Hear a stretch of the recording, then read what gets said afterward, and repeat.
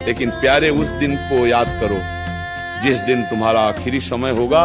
ना तुम्हारा farm house जाएगा, ना महल तुम्हारा जाएगा, ना बैंक बैलेंस जाएगा, ना कोई व्यक्ति और ना ये शरीर। अब तुम जय हिंद। हम लोग कलयुग में जी रहे हैं जहां छोटी से छोटी बात हमारे जीवन की अशांति और असंतोष का कारण बन जाता है। जो पास नहीं होता है उसे पाने की इच्छा और जो पास होता है उसे खोने का डर लगा रहता है। इतने लालच भरे इस अंधेरे वक्त में एक रोशनी की तरह जो दिख रहे हैं, जिसे देखकर मन शांत हो जाता है, जिसे सुन के आपको एक ऐसी मूल्यवान चीज मिलती है जो बहुत रहस्यमयी और गुप्त है, वो है ईश्वर का नाम, ईश्वर का प्रकाश। और मैं बात कर रहा हूँ गुरुदेव श्री हित प्रेमानंद महाराज जी के बारे में, जिनकी वाणी से केवल एक ही प्रेम रस सुनने को मिलता है।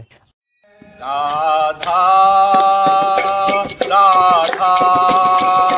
आज के समय में अगर हम महाराज जी के जीवन को समझें तो उनके साथ अपने जीवन के सारे काम सार्थक और सफल बना सकते हैं। अगर आपको अपना ये आरामदायक जीवन मुश्किल लगता है तो आइए मैं आपको दिखाता हूँ असली कष्ट और तकलीफ से भरा जीवन क्या होता है। हम महाराज जी के जीवन को शुरू से देखेंगे। महाराज जी ने अपना घर कैसे छोड़ा। पूज्य महाराज जी एक विनम्र और अत्यधिक पवित्र ब्राह्मण परिवार में पैदा हुए थे। उनका नाम अनिरुद्ध कुमार पांडे रखा गया था और इनका जन्म कानपुर उत्तर प्रदेश में हुआ। जब महाराज जी कक्षा 5 में पढ़ते थे तब उन्हें एक बात सताने लगी कि एक दिन मेरी माँ भी मर जाएगी, मेरे पिता भी मर जाएंगे। यहाँ कोई भी टिकाऊ या अस्थायी नहीं है, सब मरने वाले हैं। उनको ये एहसास हुआ कि अब वह किसे अपना माने, किसे वह अपनापन करे। यहाँ सब कोई नष्ट होने वाला है, यहाँ कभी भी कोई भी मर सकता है। कोई तो ऐसा होना चाहिए जिससे हम प्यार करें और वो सदैव हमारे पास रहे।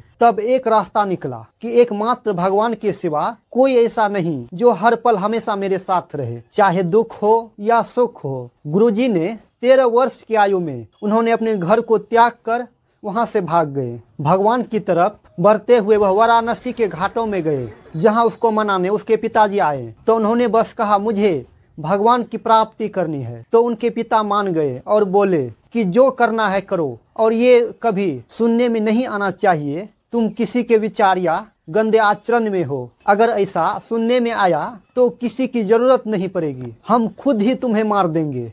तो महाराज जी ने वचन दिया अपने पिता को कि हमें केवल भागवत प्राप्ति से मतलब है, आपको कुछ भी गलत सुनने को नहीं मिलेगा। उन्हीं के बाद उनके जीवन का आधा से ज्यादा समय वाराणसी के घाटों में अत्यंत कष्ट से गुजरा। शुरुआत के दिनों में उनकी तपोस्थली वाराणसी थी। वाराणसी में महाराज जी का प्रतिदिन का नियम था कि वह गंगा जी में दिन भर में 3 बार स्नान करे। वो तुलसी घाट पर एक विशाल पीपर के वृक्ष के नीचे आसन लगाकर कुछ देर बैठकर माँ गंगा और महादेव का ध्यान करना। उनके बाद वहीं भिखारियों के लाइन में बैठकर महाराज जी इंतजार करते कि थोड़ा कुछ खाने को मिले, और वह भी दिन में एक बार 10 से 15 मिनट के लिए ही भिखारियों के पास बैठते। यदि इतने ही समय में उनको आकर कोई खाना दे जाए तो ठीक है, तो खा लेते, नहीं तो गंगा जल पीकर और भगवान का ध्यान करते हुए उठकर चले जाते। इस प्रकार की दिनचर्या में प्रेमानंद जी महाराज को कई दिनों तक बिना भोजन के ही मात्र गंगा जल पीकर रहना पड़ता था। और ऐसे में यदि कोई रोटी खाता हुआ दिख जाए तो महाराज जी सोचते थे, प्रभु ये कितना भाग्यशाली है जो इससे रोटी खाने को मिल रही है। सर के ऊपर छत नहीं, क्योंकि किसी भी जगह रहने को त्याग कर वह खुले में रहते थे, एवं वह शुरू से ही आकाश के नीचे घाटों पे खुले रहने निश्चय किया था। कड़ाके की ठंड में भी प्रतिदिन 3 बार गंगा में स्नान करके शरीर पर डालने के लिए कोई कपड़ा तक नहीं था, तो उन्होंने बोरे और चट्टी को सिलकर पहनते थे। फिर भी महाराज जी कहते हैं कि भगवान की कृपा से आज तक एक सर्दी बुखार उन्हें नहीं हुआ। खाने के नाम पे गंगा जल, फिर जो कुछ भी थोड़ा सा भिक्षा के नाम पर मिल जाता था उसे खा लेते थे। वो ऐसे में भी केवल भगवान का चिंतन और भगवान को पाने की सच्ची इच्छा को लेकर अपनी प्रयास करते रहे। ये चीजें उन्हें इतना बल दे रही थी कि बनारस में तो अत्यंत कष्ट से जीवन चल रहा था। लेकिन असली मुसीबत तब जाके आई जब महाराज जी को यह पता चला कि उनकी दोनों किडनी ही खराब हैं। कुछ पता नहीं।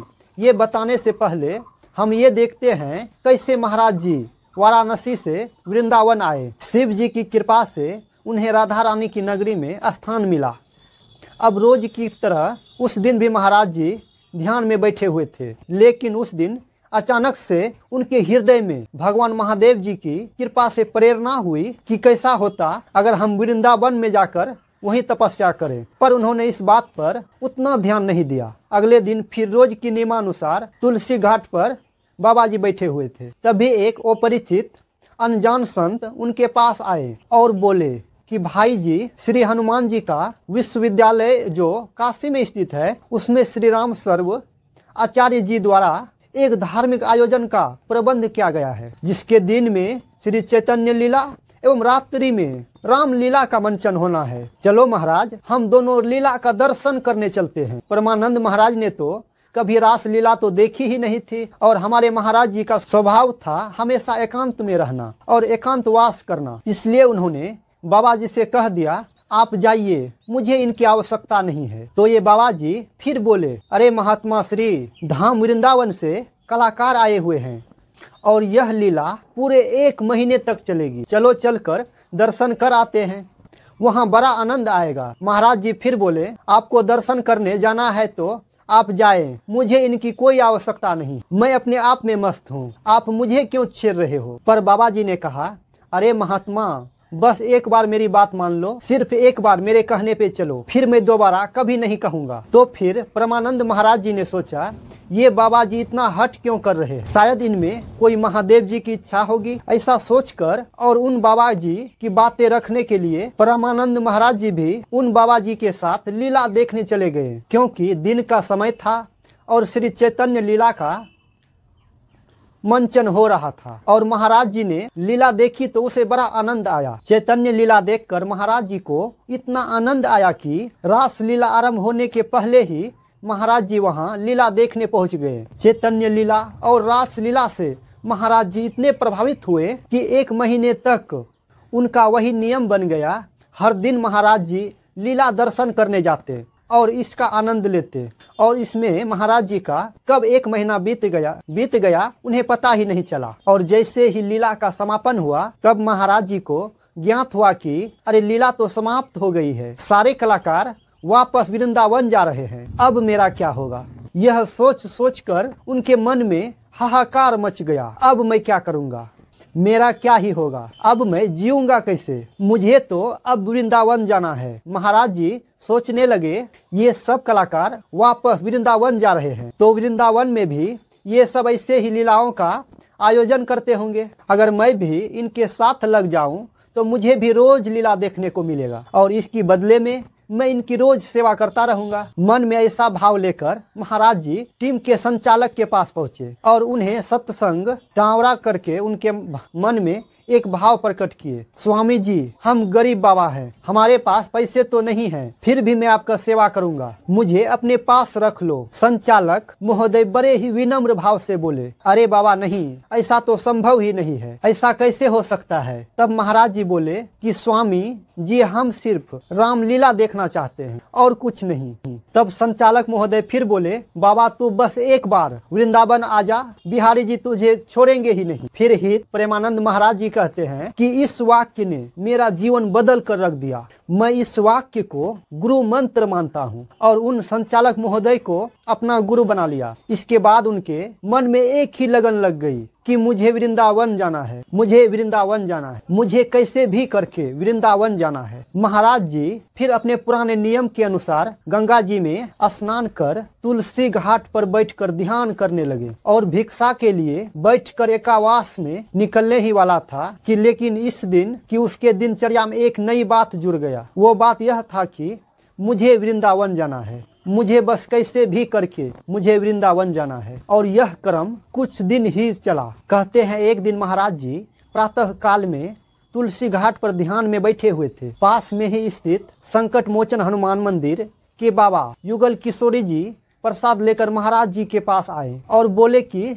लो बाबा प्रसाद ले लो। महाराज जी को किसी से परिचित तो नहीं था और ऐसे ही कोई अचानक आके कुछ खाने को दे दे तो उन्होंने उचित नहीं समझा। तो बाबा जी बोले, क्यों ले लूं, ये मुझे ही क्यों दे रहे हो, यहाँ तो इतने सारे लोग हैं, किसी को भी दे दो। तो युगल किशोरी जी बोले, बाबा अंदर से प्रेरणा हुई है, ये प्रसाद आप ही को देना है, यह संकट मोचन का प्रसाद है, ले लीजिए। जब महाराज जी को उनके व्यवहार से प्रतीक हुआ कि उसमें कोई खतरा नहीं है, तब महाराज जी ने वह प्रसाद स्वीकार कर लिया। उनके बाद बाबा युगल किशोरी जी बोले, बाबा चलो मेरी कुटिया।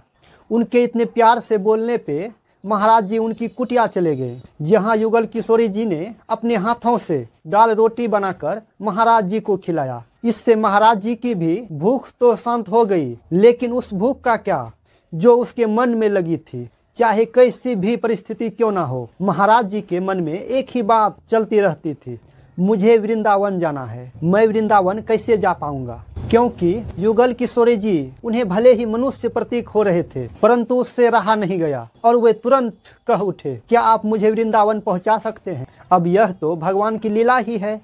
मानो कि युगल किशोरी जी इस प्रश्न के लिए तैयार ही बैठे थे। प्रश्न सुनते ही वे झट से बोले, हाँ हाँ बाबा जी, जरूर पहुंचा सकता हूँ, बताइए आपको कब जाना है। तो बाबा जी बोले, हम तो तैयार ही बैठे हैं। तो युगल किशोरी जी बोले, ठीक है, आप कल की तैयारी कीजिए, कल ही आपको वृंदावन ले चलूंगा। बाबा का रोम रोम रोमांचित हो उठा, मन प्रसन्न हो गया, अब कल तो वृंदावन जाना है। युगल किशोरी जी ने मथुरा जाने वाली रेलगाड़ी में महाराज जी को बैठा दिया। देखो, रेलगाड़ी में मथुरा की यात्रा के दौरान दो लोगों से महाराज जी का परिचय हुआ। आखिरकार कल हम भी वृंदावन जाएंगे, जो महाराज जी के विचारों से बहुत ज्यादा प्रभावित हुआ और उन्हें कुछ रुपये देने लगे, क्योंकि महाराज जी के पास 1 रुपये तक नहीं था, पर फिर भी उन्होंने रुपये देने से इनकार कर दिए। तब वे दोनों लोग महाराज जी से बोले, हम भी मथुरा ही जा रहे हैं, बाबा आप हमारे साथ चलो, हम जहाँ ठहरे हैं आज रात विश्राम करके कल सुबह आप वृंदावन चले जाना, ठीक है। तो मथुरा में राधे श्याम गेस्ट हाउस के बाहर महाराज जी को बैठाकर वे लोग बोले, हम अंदर जा रहे हैं, बस थोड़ी ही देर में आपको बुलाते हैं। रात का समय था और ठंड का मौसम था। महाराज जी गेट के बाहर बैठकर अपने बुलावे का इंतजार करने लगे, पर बहुत समय बीत गया पर कोई बुलाने नहीं आया। महाराज जी इन्हीं विचारों में खोए रहे कि कुछ देर बाद हम मथुरा से वृंदावन चले जाएंगे। बस यही सोच सोच कर राधे श्याम गेस्ट हाउस के बाहर बैठे हुए थे। उस समय रात्रि करीब 11 बजे के आसपास। तभी एक सज्जन आए और बोले, बाबा जय श्री कृष्णा, कैसे बैठे हो अकेले इतनी रात को यहाँ। तो महाराज जी ने सारी कहानी उस सज्जन को सुनाई। किसी प्रकार रात कटी और अगले दिन सुबह होते ही महाराज जी सबसे पहले पहुंचे यमुना जी के स्नान करके, केशवदेव जी के दर्शन करके।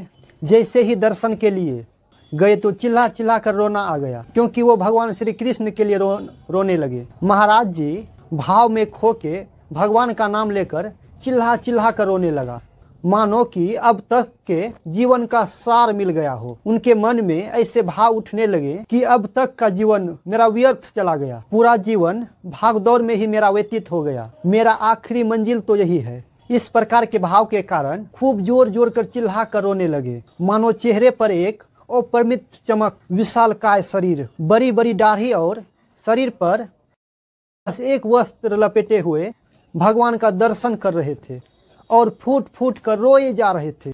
उससे इस बात का जरा भी ख्याल नहीं कि वे कहाँ खड़े हैं, वो क्या कर रहे हैं, उन्हें कौन कौन देख रहे हैं, बस वो रोए जा रहे हैं, रोए जा रहे हैं।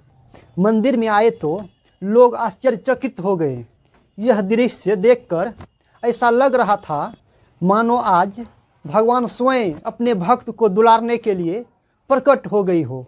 पूरा मंदिर उनकी महिमा में डूब गया और लोग आपस में चर्चा करने लगे, अरे इस बाबा जी को देखो कैसे भगवान की याद में रो रहे हैं। और देखते ही देखते कुछ ही क्षणों में महाराज जी के चारों तरफ दर्शन करने वालों की भीड़ उमड़ पड़ी।